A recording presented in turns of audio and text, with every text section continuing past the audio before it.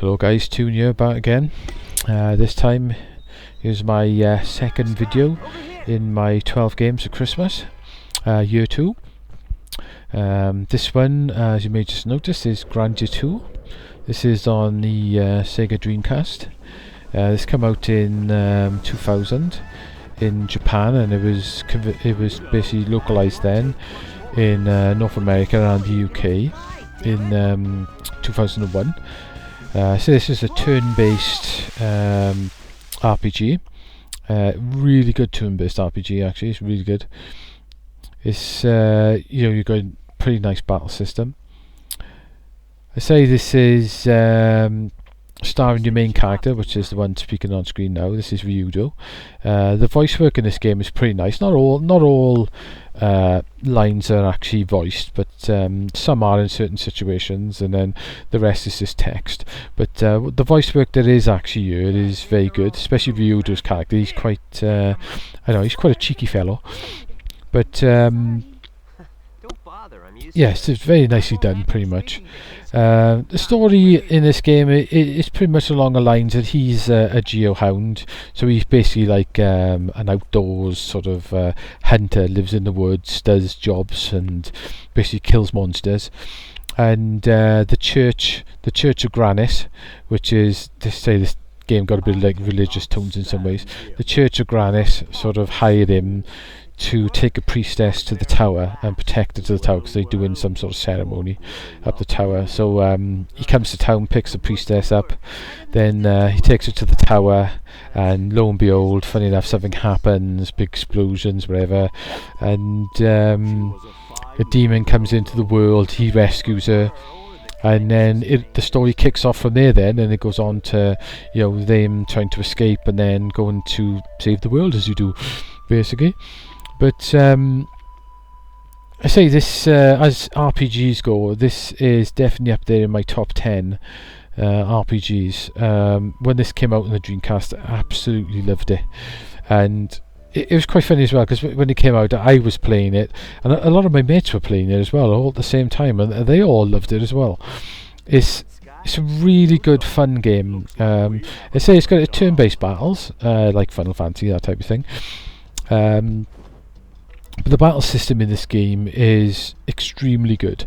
It starts off quite simple, but then the more you get into it, the more complicated it gets. There's magic, you get multiple characters, and it's all about picking characters to attack, and then using your magic in certain ways, protect everything. But the battle system is what makes this game really good fun. The story's good, but the battle system's fun. You know what it's like. You could have a brilliant story, we've got a really crap battle system. It gets boring, especially in turn-based ones. But this game doesn't get boring at all. It's really good. It's over 2 discs, so it'll probably, I think when I finished it back in the day, it took me about 30 hours possibly to finish it. So really good fun all the way through. It's not like some of the others where you get a little bit bored towards the end. But this game, really enjoyed it all the way through. So as you can see, this is the first part where you actually get to control Ryudo. You can move the camera around, as you can see there. As you do need to do that because it's based, because it's like 3D essentially the entire game, and you're based over the top looking. You have to turn the camera around in some places because they hide items behind the scenery. So you need to search around. I say that's the one thing, looking back on this game after all this time, the one thing that can be a little bit jaunting is the camera spinning around, but you get used to it, you know what I mean? Same as anything else. Same as in all these other games, you got menus, lots of different items to use, money to buy items, you pick up different weapons, and you can buy magics and all things like that and make a character more powerful, some good swords and that type of stuff. But I say this is where you start off in the game, and you can just make your way to the first village. Hopefully come up on the first fight shortly. I say you do have to click the button as well on those ladders and stuff like that. You can't just like go up to a ladder and go up it. You've got to press a button. Here's the first battle. Like I said, it starts off a little bit quite simple, just press and attack, but it gets far more complicated the more you get into it. So there's another thing as well. This Basil has got pretty funky music as well. As to say, the whole music in this game is pretty nice. It's nicely done. They say Game Arts are well known for making really good quality products, and this is no exception. So I don't really know how much this is actually going for on the Dreamcast these days. I haven't seen it for a while on eBay, not if I've been looking for it either, mind. So, but good thing of there's the overview map. This is the map of the land, because obviously you get more places to go as you come along, and the map gets a bit bigger. Yeah, I say good thing about this as well. There's the priestess, which he's taken from the village. I cut a lot of it out because obviously short video. You don't want to be looking at lots of dialogue. Yeah, and he takes it to his tower and it all kicks off. But so as I was saying, it did get a release on the PS2. I have seen the PS2 one floating around shops and that. The PS2 ones, I think it's a slightly enhanced version. I think they've added something to it. I can't quite remember. But anyway, it's very good on the PS2 as well. But what they have released lately in August on the PC on Steam, they released the anniversary edition of this game, which I think you can pretty much turn the resolution up, and you can go up to 720p, I think it was, maybe 1080. I'm not sure. But currently that version is going for $14.99 on Steam, and with Christmas coming up. It was less than a week, well, probably about a week away, wherever.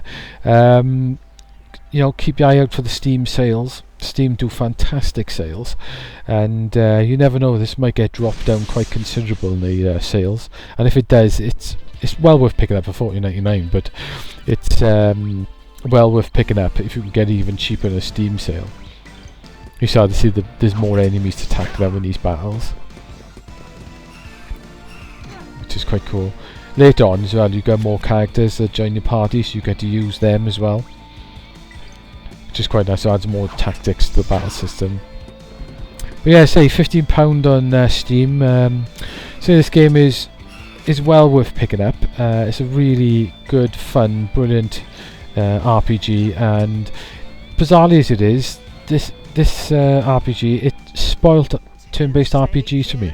And I'll explain what I mean by that. Is I got into this game so much years ago, and the battle system was so great on it that pretty much every turn-based RPG game I tried after it just wasn't as good. The battle systems were nowhere near as good, and I went off playing RPGs, but bizarre as that is. So this game did spoil RPGs for me in lots of ways, but lucky enough, over the years now, there's been more of these type games, and the battle system's getting better and more fun to use, like, you know. So, but yeah, definitely well recommended. And like I said, if you've got a PS2, Dreamcast or PC and you fancy it, pick yourself up a copy. Well worth picking up. Really great game. Anyway guys, I'll go now, and I'll probably check the next video up tomorrow. Next time I think I'm going to be, well, I keep it a secret, see what happens, what comes up. So anyway guys, I'll leave you a little bit of footage now, and I'll catch you tomorrow with the next video. Bye now.